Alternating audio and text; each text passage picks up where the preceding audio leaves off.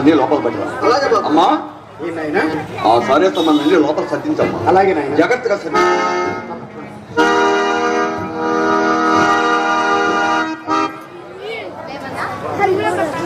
చెప్పు అక్కడే వేమన్నా ఆ గన్నిగోవును కట్టేసి కాస్త నీళ్లు పెట్టి మేత వెయ్యి. ఆ దేవత నా వంకే చూస్తున్నట్లుంది. అలాగేనమ్మా. పొద్దున్నే లేచి నా ధనలక్ష్మి మొహం చూస్తే చాలు, ఆ రోజంతా నాకు శుభమే జరుగుతుంది. ధనలక్ష్మ అంటే ఎవరు తిరుపతి? అదే బావా మన గన్నిగోవు. అది నేను దానికి పెట్టుకున్న ముద్దు పేరు. చిన్నప్పటి నుంచి అది నాతోనే పెరిగింది. అది మా ఇంటి ధనలక్ష్మి బావా. నీకంటే నా ఇంటి ధనలక్ష్మి ఇంకెవరు తిరుపతి? నీవే నా భాగ్యదేవ.